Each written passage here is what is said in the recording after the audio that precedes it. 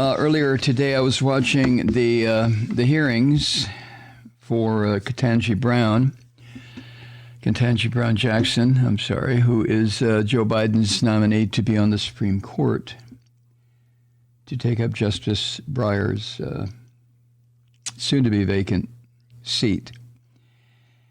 And one of the things that I fully understand, and it was stated by somebody to this extent, in the court of public opinion, politicians in a situation like Ketanji Brown Jackson finds herself, politicians ask questions of witnesses to score points for their particular point of view. But in the court of law, judges ask questions to get answers. There's a big difference, huh? And that difference is entirely obvious if you've ever sat through a trial, whether it was televised or not. If you've ever been in a courtroom, I've said before, I spent considerable amount of time in courtrooms when I worked for a local paper here in Atlanta. And I fully agree with that statement. Judges ask questions to get answers. Politicians ask questions to score points for the people who put them in office.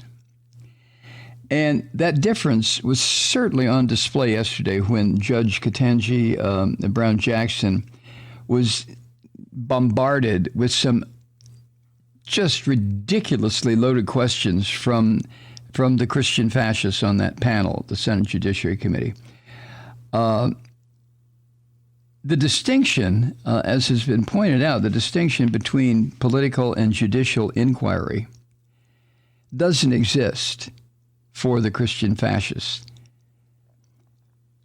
In fact, they made it very clear in the run-up to her hearing, which went on today and probably another couple of days. But the fascist Christians in the Senate made it absolutely clear that they were going to use her record to try to make a case against her. And they're treating questions from the judge's life over the years as statements of opinion in their attempt to portray her as an outlier, somebody who doesn't deserve to be in the position she's in now, much less on the Supreme Court. And the Associated Press decided to do a fact check on some of the bullshit coming out of the mouths of scum fascists like Josh Hawley and this crazy goddamn Marsha, what's her name? Washburn from Tennessee. Boy, is she a piece of work. Hawley has made very clear his fascist inclinations. Marsha Blackburn has been a lot more sneaky about it. You know, she is so much a typical white Southern woman with all the fine distinctions that make for a church-going white Southern woman. No, seriously. I realize I'm doing some parody here. But, oh, my God, Marsha Blackburn does not like the colored folk. You know, unless they're waiting on her or serving her or doing her nails or something, but cleaning her house. But honest to goodness, a colored folk, and especially a colored woman who's going to be a Supreme Court judge. And how did this happen? You think I'm just being a bigot myself? Hey, I have lived in the South for the better part of 55 years. I've spent an awful lot of time working with the public here, white and non-white.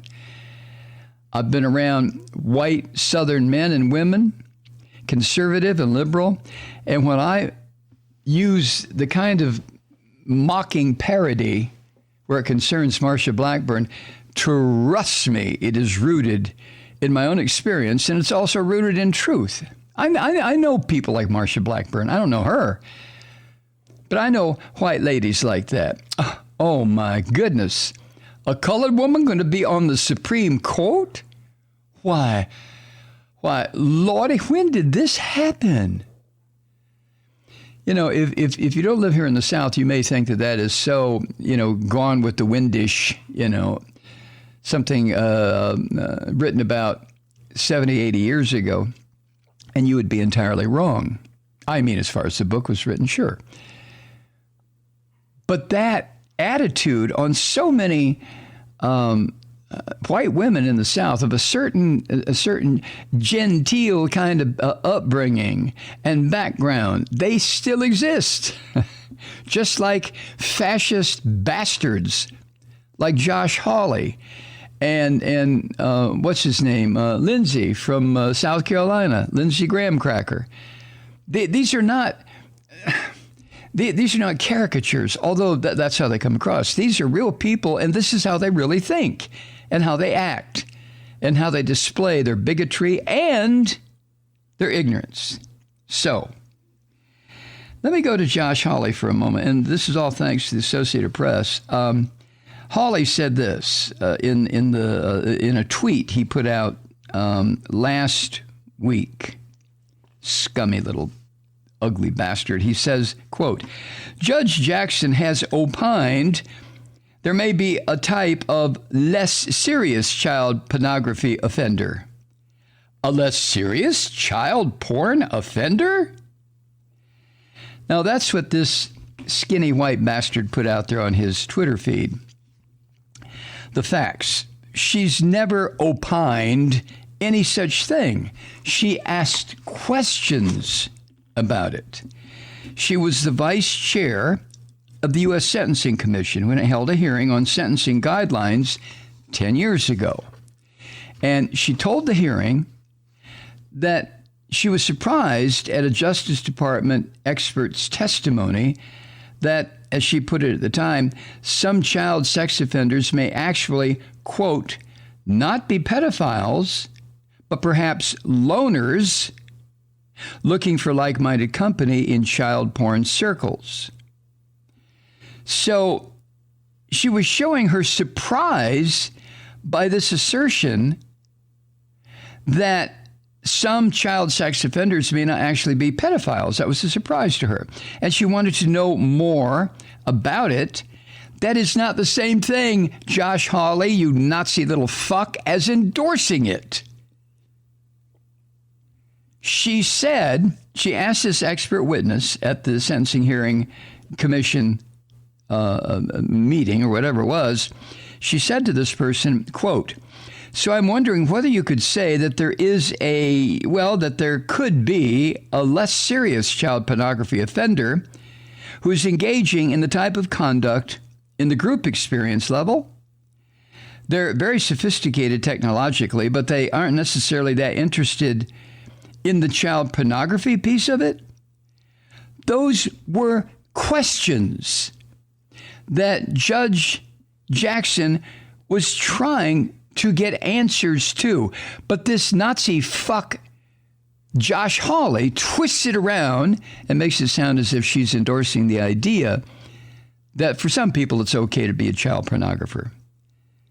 And from the questions that she asked of this witness, this fascist piglet Hawley extrapolated that Judge Jackson had drawn conclusions. She had not. She was asking questions. There were several, by the way, behavioral science researchers who testified at that hearing. And testimony was given that there may be non-sexual motivations among a portion of child sex criminals. Now, that's not a radical view. And many judges do see a distinction between those who produce child pornography and those who receive it. Now, that distinction, of course, is lost on me, unless I could have some time to read what has been written. I'm sure it's lost on you.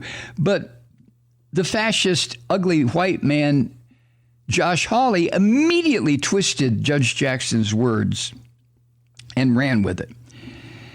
And the AP reports this also in 2020, in denying compassionate release on medical grounds to a convicted sex offender who was serving almost 6 years in prison, Judge Jackson said this. Now remember, she denied the request for compassionate release. But this is what she said, quote, the possession and distribution of child pornography is an extremely serious crime, because it involves trading depictions of the actual sexual assault of children and the abuse that these child victims endure will remain available on the internet forever. End quote. So the fascist piglet, Josh Hawley, he knows goddamn good and well what her position is. And like I said at the beginning of these, judges ask questions to get answers, but these political hacks, these fascist political hacks like Hawley, ask questions of witnesses so they can score points for the brain-dead assholes who put them in office to begin with. So that's what that was all about. Now, the Republican National Committee, under the control of that Ronna, whatever the hell her name is, the niece of,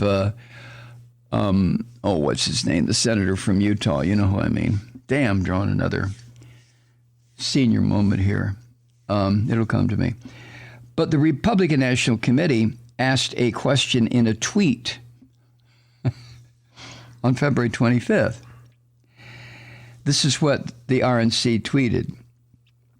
Ketanji Brown Jackson's record also includes defending terrorists? Okay, the answer to that, I'll try to contain myself, is the answer, or the question itself is misleading on several fronts. First of all, and I think I pointed this out yesterday, Judge Jackson did not defend convicted terrorists when she was a public defender. That's when this came up. She defended suspects, not convicted terrorists. The RNC ignored the presumption of innocence, which they always do because they're fascist Christians. You know what the fascist Christian standard opening statement is. We're all sinners. We're all condemned because we have lived such filthy fucking lives. Even little babies are born in sin.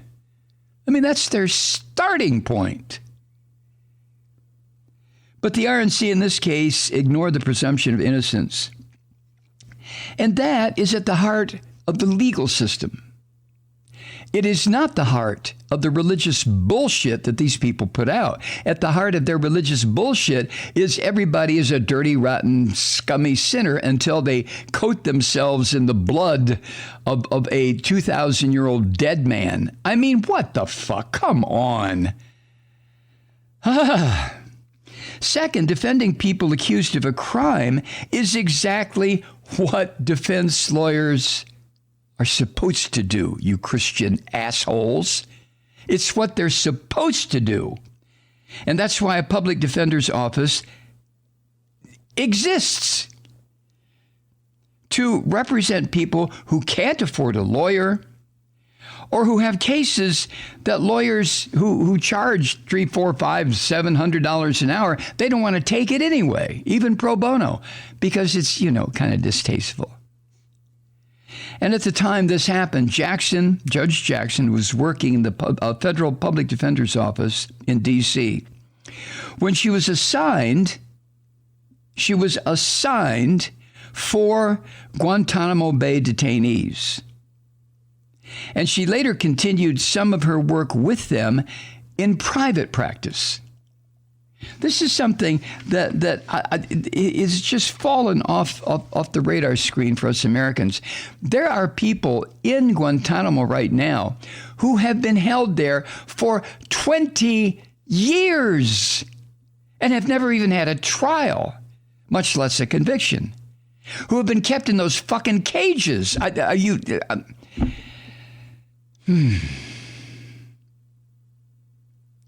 People who were picked up when we first invaded Afghanistan,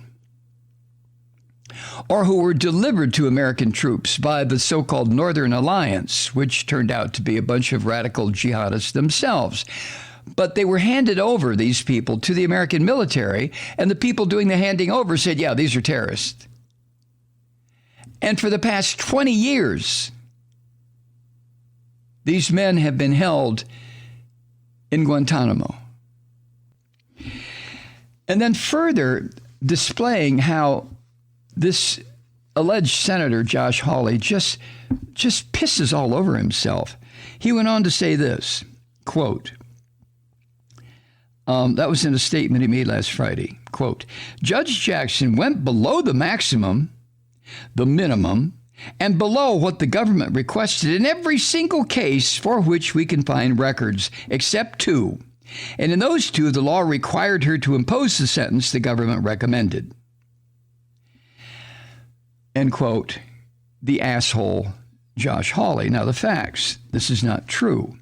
In most of the child pornography cases where she imposed lighter sentences than federal guidelines suggested, the prosecutors or others representing the Justice Department generally argued for the sentences that were lighter than those recommended by federal guidelines. Remember, she was a judge in this case, or in this situation, not an attorney. So it is bullshit to assert that all but 2 sentences she handed down in these kinds of cases when she served as a district court judge were, quote, below what the government requested. They were what the government requested. But you see, Josh Hawley is not going to be honest because he's a fucking liar. He's a fascist Christian. He gives a raised fist salute to people who are about to attack the Capitol of the United States, and he should be run out of the Senate yesterday.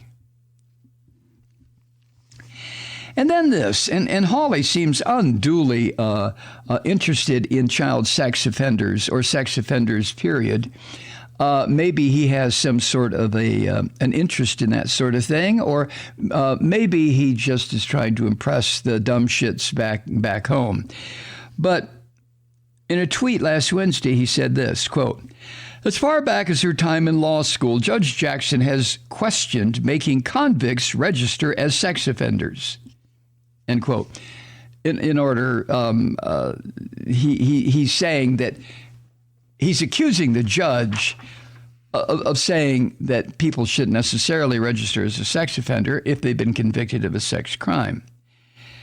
Now, of all the things he said, that may be the closest to being a fair statement. Judge Jackson did question mandatory registry of sex offenders when she was in law school. Not a judge, not a prosecutor, not an attorney, when she was a student.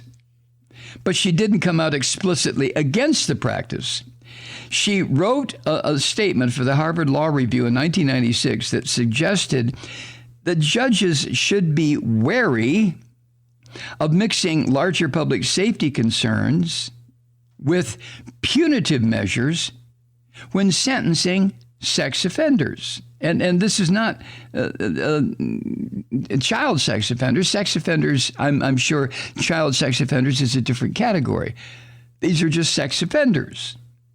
And in part, what she wrote said this, quote, in the current climate of fear, hatred, and revenge associated with the release of convicted sex criminals, courts must be especially attentive to legislative enactments that use public health and safety rhetoric to justify procedures that are, in essence, punishment and detention, end quote. So she was making a distinction with a difference.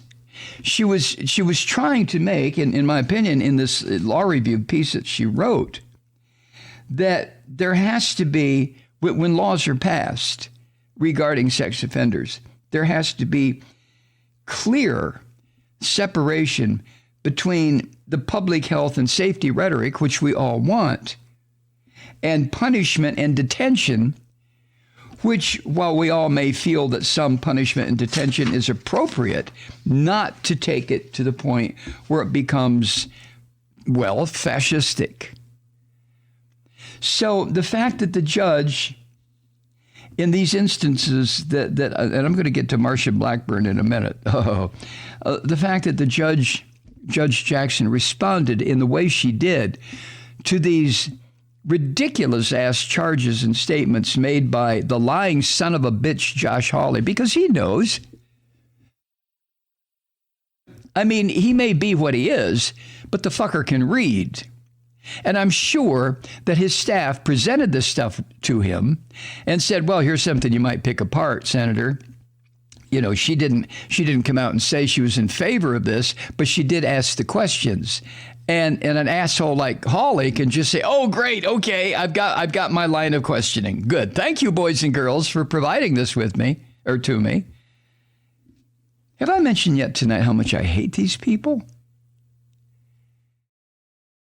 Hi, Truth Seekers. Mike Malloy here. As you know, we've switched formats and are now broadcast exclusively on the Progressive Voices Network.